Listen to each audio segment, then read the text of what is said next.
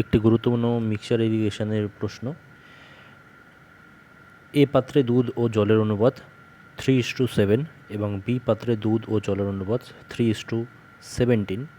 যদি উভয় পাত্রে দ্রবণ মিশ্রিত হয় এবং উভয় পাত্রে একই পরিমাণ হয়, তাহলে চূড়ান্ত দ্রবণে দুধ ও জলের অনুপাত নির্ণয় করুন। 9:1, 19:31, 9:31, 13:9। আচ্ছা, প্রথম কথা হচ্ছে যে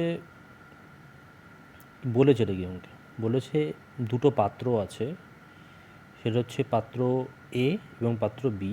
পাত্র এতে 3:7 অনুপাতে দুধ এবং জল আছে। পাত্র বি 3:17 অনুপাতে দুধ এবং জল আছে।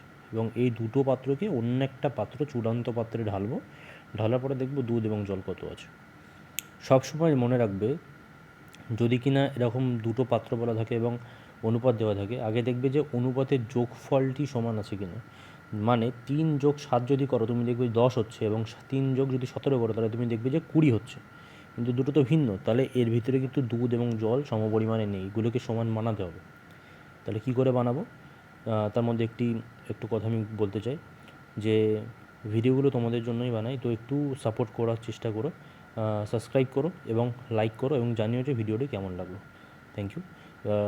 অঙ্কটা করছি যে পাত্র এ এবং পাত্র বি আছে, তো পাত্র এতে দুধ জল আছে এবং পাত্র বিতেও দুধ জল আছে, ঠিক? ওকে, দুধ এবং জল 3:7 এবং দুধ এবং জল 3:17, ঠিক? এবার পাশে তুমি দেখো, আমি করে যেটা তোমাদের আগেই বললাম, দুটো পাত্র এবং বি 3:7 এবং 3:17। এখানে দেখো 10 হচ্ছে, এখানে 20 হচ্ছে, এখানে সেম মানো, তাহলে 10-এর সাথে তুমি 2 গুণ করে দাও, দেখো 20 হয়ে যাবে। 20-এর সাথে 1 গুণ করো, দেখো 20 থাকবে। 10-এর সাথে 2 গুণ করলে কোনটাই? পাত্র এর প্রোডাক্টটাতেই তো, পাত্র এতে দুধ এবং জলের সাথেই, তাহলে এই দুধ 2-এর সাথে 10-এর সাথে 2 গুণ করে 20 বানালে, তাহলে পাত্র এতে 3-এর সাথে গুণ 2 হবে এবং 7-এর সাথেও গুণ 2 হবে, কারণ সেম বানানোর জন্য, 20 বানানোর জন্য।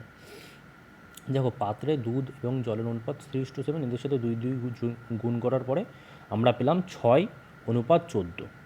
এইবার পাত্র বিতে সব 1 করে গুণ হবে, 3 গুণ 1 এবং 17 গুণ 1, তাহলে 3:17।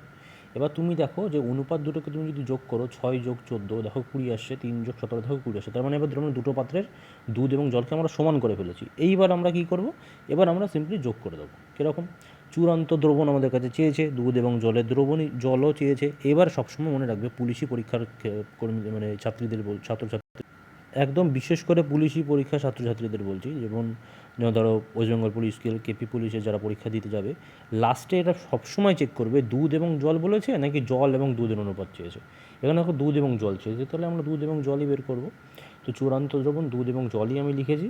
দেখো, এতে আমরা কত পেয়েছি? 6:14, আর বিতে কত পেয়েছি? 3:17, ঠিক?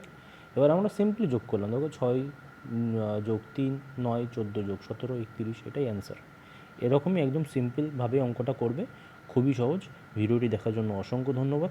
কেমন ভিডিওটি লাগলো প্লিজ একটু জানিও, তাহলে আমার ভিডিও বানাতে আরও ভালো লাগবে।